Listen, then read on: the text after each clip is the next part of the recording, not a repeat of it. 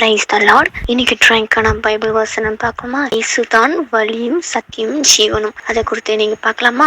யோவான் 14வது அதிகாரம் 6-7 வசனம் வாசிக்கிறேன். அதற்கு இயேசு, நானே வழியும் சத்தியமும் ஜீவனுமாயிருக்கிறேன், என்னை அல்லாமல் ஒருவனும் பிதாவிடத்தில் வரான். அதாவது இயேசப்பா தான் வழி சத்தியம் ஜீவனும். அவரை அல்லாமல் நம்ம பிதா கிட்ட போக முடியாது. இப்ப நீங்க ஞாபகம் வச்சுக்கோங்க, இப்ப நீங்க இருக்கிறீங்க, உங்களோட டெஸ்டினேஷன் பரலோகம். ஆண்டவர் சொல்லியிருக்க வழி சத்தியம் ஜீவன், இது மூணும் சொல்லியிருக்காரு. பரலோகத்துக்கு போகணும். அப்ப உங்களுக்கு ரூட் என்னன்னு தெரியல, போற பாதை எப்படின்னு தெரியல. அந்த பாதை தான் இயேசு. நீங்க இயேசுவை ஏற்றுக்கொண்டதுக்கு அப்புறம் உங்களுக்காக வழி திறக்கப்படும். வழி திறந்ததுக்கு அப்புறம் ஆண்டவரை பின்பற்றி நடக்க ஆண்டவர் கட்டளைகளை நம்ம கை கொண்டு நடக்கும் போது நம்ம சத்தியத்தை அறிவோம். சத்தியத்தை அறிவீங்க, சத்தியம் உங்களை விடுதலையாக்கணும் ஆண்டவர் சொல்லியிருக்காரு இல்லையா? ஆண்டவரை ஏற்றுக்கொண்டு சொந்தராட்சரா ஏற்றுக்கும் உங்களுக்கு புது ஒரு பாதை, புது லைஃப் ஸ்டைல். பழைய மனுஷன் போய் உள்ளான மனுஷன் புதிய மனுஷனா மாறுமா? அப்படி மாறும் அவனுக்குள்ள ஒரு பாதை திறக்கப்படும். இந்த பாதையில சத்திய ஆவியானவன் நம்மள நடத்துவான். இந்த பாதையில போகணும், இதை ஆண்டவருக்கு பிரியம், ஆண்ட சித்தத்தை செய்யணும், இப்படிதான் நடக்கணும், இப்படி நடக்கக்கூடாது, உலக பிரகமா இருக்கக்கூடாது, நீ வெளிச்சத்து பிள்ளையா இருக்கணும் அப்படின்னு சொல்லி வழியை நமக்கு காண்பித்து தருவோம். அந்த வழியில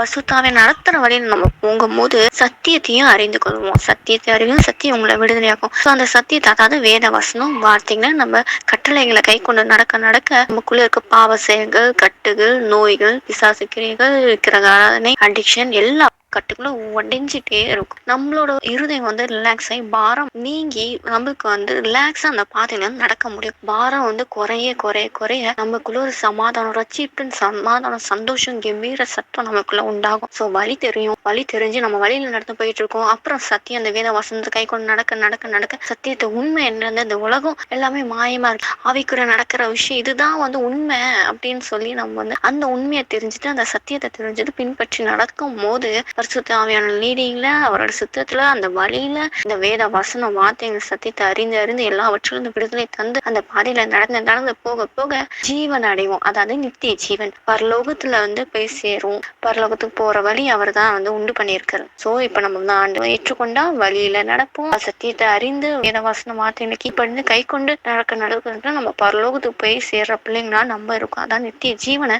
சுதந்திரிக்கிற பிள்ளைங்களா இருப்போம். அதான் சொல்றாரு, என்னை அல்லாமல் ஒருவனும் பிதா எடுத்துறா. எசப்பாவா இல்லாம நம்ம பிதாவை போய் பார்க்க முடியாது, பிதா கிட்ட சேர முடியாது. அவர் தான் ஃபர்ஸ்ட் கீ எசப்பா தான். எசப்பா பிடிச்சா மட்டும்தான் இது எல்லாமே நம்ம வாழ்க்கையில நடக்கும். அடுத்த வசனம், என்னை அறிந்தீர்களானால் என் பிதாவையும் அறிந்திருப்பீர்கள். இது முதல் நீங்கள் அவரை அறிந்தும் அவரை கண்டும் இருக்கிறது. அதாவது நம்ம ரட்சிக்கப்பட்டு ஆண்டவர் ஏற்றுக்கொண்டோம்னா பிதாவையும் அறிந்திருக்கும். இந்த அதிகாரம் ஃபுல்லாவே பாத்தீங்கன்னா எசப்பா சொல்லுவாரு, நான் பிதாவினும் பிதா என்னும் நாங்க இணைந்திருக்கோம்.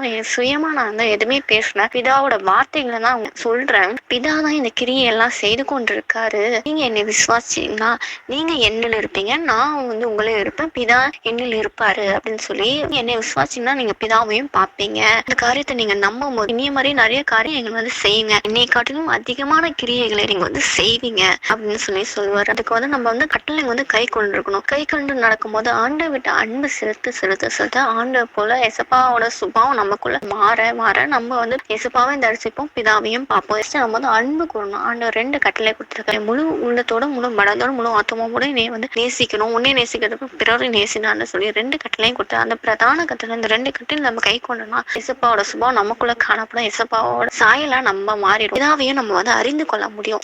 சொல்லுது யோவான் 14வது அதிகாரம் 23வது வசனம், இயேசு அவனுக்கு பிரதியுத்தரமாக, ஒருவன் என்னில் அன்பாய் இருந்தால் அவன் என் வசனத்தை கை கொள்ளுவான், அவனின் என் பிதா அன்பாய் இருப்பார், நாங்கள் அவனிடத்து அவனோட வாசம் பண்ணுவோம். அதாவது எசப்பா சொல்றாரு, ஒருவன் என்னிடத்துல, அதாவது எசப்பா கிட்ட அன்பா இருந்தீங்கன்னா, நம்ம எசப்பா கிட்ட அன்பா இருந்தோம்னா எசப்பாவோட வசனத்தை நம்ம கை கொண்டு நடக்க முடியும், அந்த சித்தத்தை செய்ய முடியும். அப்படி நம்ம செய்யும் போது பிதாவும் நம்ம கிட்ட அன்பா இருப்பாரு. அப்படி இருக்கிற பட்சத்துல நாங்க எல்லாரும், அதாவது நாங்கள் அவனிடத்தில் அவனோட வாசம் பண்ணுவோம். நாங்க அப்படின்னா பிதா, குமாரன், பரிசுத்தாவியர் மூவரும் ஒருவரா இருக்கு. அந்த ஒருவரான தெய்வம், உண்மையான தெய்வம் இயேசு கிறிஸ்து. 3 பேரும் ஒருவரா நமக்குள்ள வாசம் பண்ணுவாங்களாம். எவ்வளவு பெரிய பாக்கியம் இல்ல? இந்த சின்ன இருதயத்துக்குள்ள பெரிய ஆண்டவர் வந்தா பெரிய பெரிய அற்புதங்கள் நடக்கும் இல்லையா?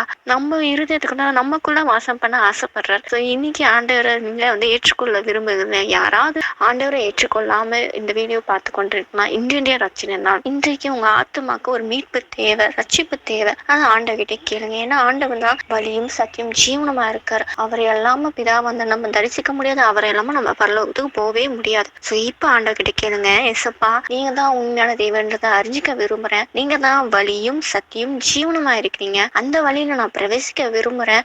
அந்த சத்தியத்தை நான் கைக்கொள்ள இருக்க விரும்புறேன். அந்த நித்திய ஜீவனை நான் சுதந்திரிக்க ஆசைப்படுறேன். ஏசப்பா என்னை அந்த பாதையில நடத்துங்க.